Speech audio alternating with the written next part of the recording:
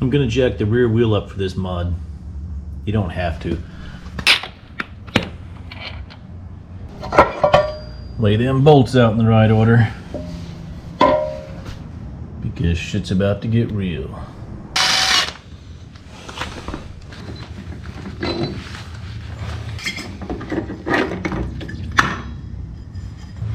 Don't start this project unless you have a gasket to go in here, because they usually tear getting them off. Maybe we'll be lucky this time, but you gotta drain your oil. The drain is actually this one down here.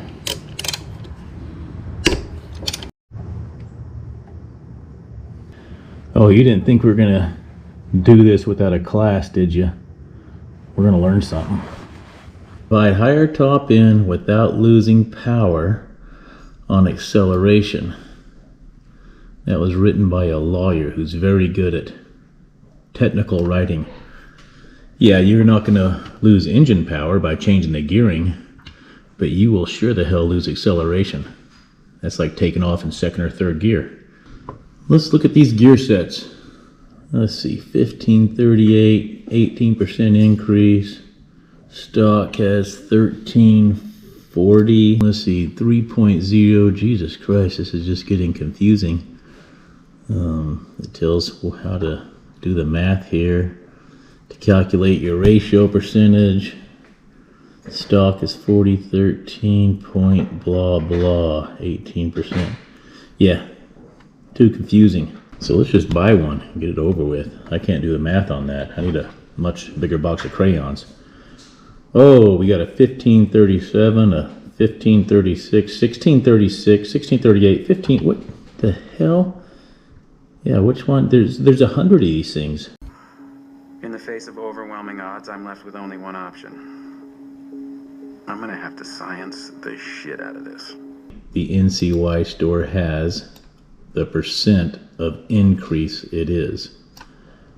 Now that's a important number. That's what the math does for you.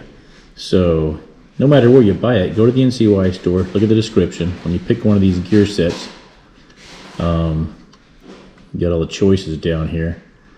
It'll give you the percent. I mean, there's Toyota ones, there's Naruku ones, there's NCY ones. This one has 20%, see? They all have different percents, and we have to know what percent we want.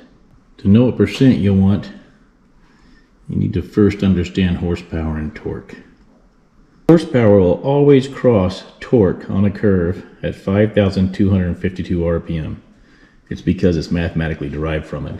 I don't care if it's a Cummins 12 valve diesel or a GY6 1000 or a frickin' dune buggy. You'll hear guys say, usually these are guys in diesel trucks, your redneck crowd, it ain't about the horsepower, bud, it's about the torque. And here's why they say that. Here's your Cummins diesel truck, 300 horsepower truck. This truck weighs like 8,000 pounds though, puts out 300 horsepower. And look at the power, the torque curve, and the horsepower curve. This is just with and without some kind of pipe. They never meet. It's because this thing's red line is about 3 grand, maybe 2,800. It's redlining. So if you were to continue these curves, this horsepower curve would come down and cross this torque curve at 52. But since the curve doesn't go that high, they never cross. Now he lines up against a Mustang. Now check out this Mustang power curve. The guy's racing his diesel down here. We cross at 52 like all power curves. This is a 350, 60 horsepower Mustang. We can't figure out why the diesel outran us with only 300 horsepower. It's because that diesel's racing you down here. When you take off from that stoplight, you might get to 4 grand before he passes you. And even at 4 grand, you're only putting out 250 horsepower. But look where you are around 3 grand. When he's redlining, he's already shifting into second gear. You're at 175 horsepower. He's at 300 horsepower shifting to second gear. He's walking away from you. You're still trying to build RPMs so you can get this horsepower up here. you're not going to catch them in horsepower till you get to 5,000 RPM. So that's why torque is so important, and guys swear by it. But horsepower is also important, especially when you look at motorcycles. Here's a GSXR 750. Look at this max torque, 53. That's like crap. But the bike puts out amazing horsepower, 130. How do they get 121 horsepower out of 53% torque? You just keep spinning that motor faster. If you just keep those RPMs going, look at this, 14,000 RPMs. If you get this RPMs up to 12,000 RPMs, you're going to keep making horsepower because it's mathematically derived from torque. When guys race bikes, they'll take like a Ducati that might have, it might have 70 or 80 horsepower. Then you're going to race against a GSXR, you know, an R1, you're going to lose. So what Ducati does is for their race bikes, they make the bike spin way up here, 17,000 RPM. So they're going to get that horsepower. It's going to be up here maybe 140. And now they're passing the Jap bikes at Daytona. And all the fans are like, wow, look how fast that Ducati is. The Jap bikes are complaining they can't stay with it. And so everyone goes out on Monday or Tuesday and buys a Ducati. They jump on it. They can't believe how slow this pig is. It's because your bike, when you buy it, your Ducati is going 8,000 RPM redline. So you're making 70 horsepower. The factory racing Ducati is running about 17,000 RPM. Why don't we just make our GY6s turn 16,000 RPM and get more power? Well, there's a lot of things you need that we don't have availability to. You need stiffer valve springs. You need a different crank that's shorter, bigger around piston so you can oversquare the engine. Blueprint the engine, get rid of the counterbalancer, and things like that. So we're pretty much stuck at 8,000 RPM, and we're just trying to get more displacement. So here's a chart that represents what I think the GY6 would look like. I could not find a GY6 150 dyno, but I would say it looks about like this. And honestly, the 50 probably does too. Forget how much horsepower. We're not putting out 600 horsepower, obviously. But I'm just talking about where the two lines meet and cross, and where the maximum RPM is. So they cross at 52, like all horsepower torque curves. And then our horsepower keeps climbing, our RPM keeps climbing, and the GY6 peaks at about 8 to 8,500, and it starts dropping off rapidly around 9 grand. Now, even though your bike is dropping off in horsepower and torque at 9 grand, you're still making horsepower and torque out here, so you'll still make horsepower out here. The problem is this may not be enough horsepower to run your bike as fast as you're going. We just buy a stock 150 and we gear it up. And so we gear this thing up to do 100 miles an hour and the bike just bogs down. We're not making the power to go 100 miles an hour. We can never get to this 8,000 RPM where all the power is made. So our power is made between looks like 7,000 and 8,000 RPM, maybe 8,500. This is where we want the bike to perform, right in here. So if you do a gear up mod and set your RPMs down here somewhere, you'll never achieve that speed because you're not making the power. So you need to make the power to keep the bike up here as you increase your speed. So every time you do a gear up mod, like an 842 belt, a bigger variator, a rear end gears, heavier, let's say roller weights, anytime you do something to make that bike go physically faster in speed, you have to also give it the power to be able to do that. My approach, if you watch my videos, I always get the RPM to where it's just about in here somewhere.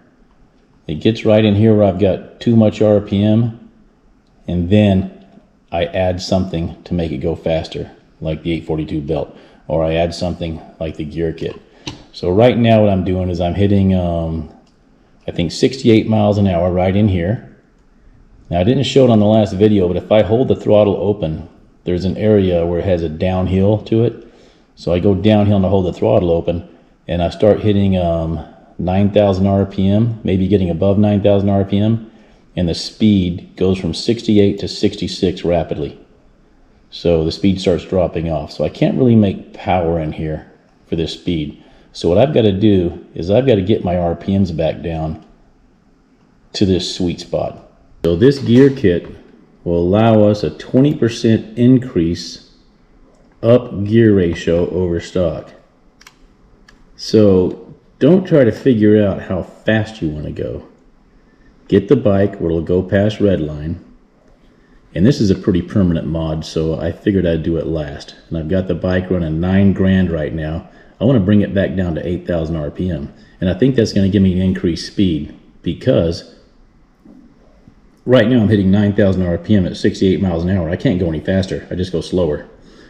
So I need to get my gear ratio high enough that I'm running 8,000 RPM again. So I'm in that power curve. I'm currently turning 9,000 RPM. I want to bring it back down to 8,000 RPM.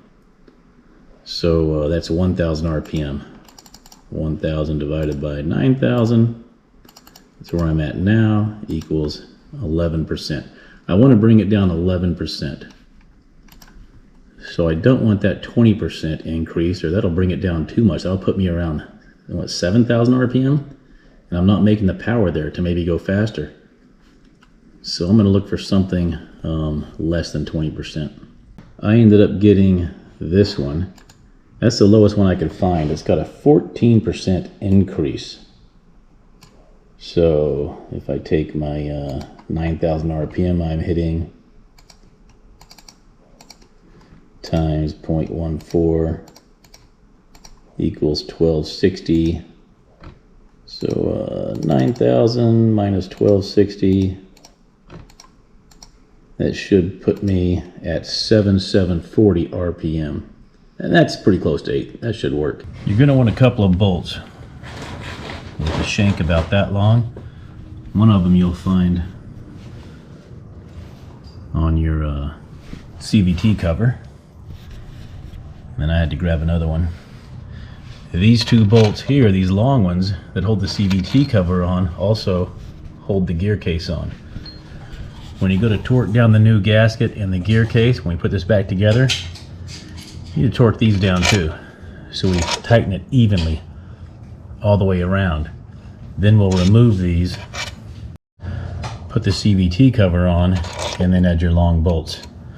But that way we get a good even tightening around there with these 2 bolts. This thing's on pretty tight, so knock it loose with.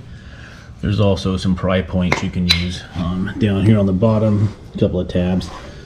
But don't stick a screwdriver in between there and pry it. That's just gonna make it not seal.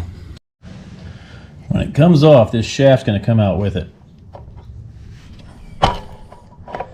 Let's see if I tore that gasket. That gasket's hanging on both sides. A bunch of gears are gonna try to fall out. It's gonna seem like, oh, how do I put this back together again? But it's actually pretty easy. And your gear falls out, and you're like, what the hell? Okay, this shaft stays in place. That doesn't move. That gear stays in place, but it can slide off, so it could have fell off. We're going to be changing that one. And this one here fell out. We're going to be changing that one. And it goes in on this main shaft here. The funny thing is about it, I think it could go in either way, and it doesn't matter. Look down in your case here. You see this oil, how nice and clean that is? That's good. If you have a lot of metal in your oil, you will usually find one of these bearings worn out. So these are the two gears we're going to replace. This one and this one. Now I bought the pressed in bearings. They pressed this part on. Normally you would have to take this off and put this on that shaft. But I didn't know if I'd like the change or not, so I figured I would keep both gear sets. If I don't like it, I can go back and forth. I may end up with a faster bike, but not enjoy how it takes off as much. Make sure you don't lose your dowel pins. They can fall out. Those are important. There's 2 of them. So you don't mess up your gears. I put that one in first. Then I put this one on. Again, I think it can go either way. I don't really see a difference. Those 2 engage. You can see when I turn the back wheel, there's no binding, everything looks good. This whole gasket kit is cheaper than just buying that rear end gasket. Now if you notice, your gasket has to be bent like this to fit right. So that's the right gasket. You need to bend them. So get them in there. You gotta get those things bent over good so they don't, I'll try to break off on you so they don't mess your gasket up. Oh, that one just broke off. No big deal. That's not a sealing point. You might have to spin this to get the gears to mesh. Now we're sliding it on. Time to put the bolts in. I'm going to put these small ones in there just so I can tighten this case down evenly. Replace the drain plug.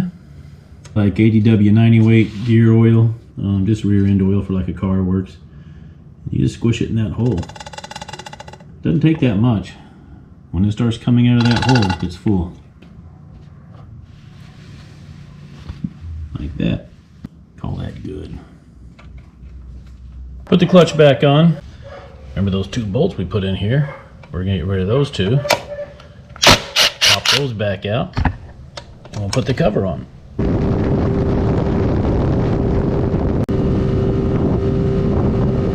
So we did get the 8,000 RPM almost, though. That was the goal, to try to knock it back down to 8,000.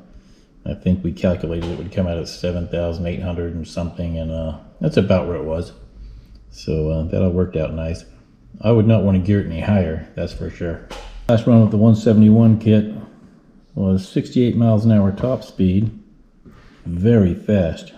It's 0.5, 1.6, 0 to 30 in 2.8. Eighth a mile in 11.2. But interesting, the quarter mile was 19 flat. So put the gear set in, and I did 70 miles an hour, so 2 miles an hour more. It didn't slow me down that much, 0.8, 1.9, and 3.3 the 0 to 30. So a little bit slower. Eighth mile, 11.4, but it caught itself in the quarter mile, 18.9.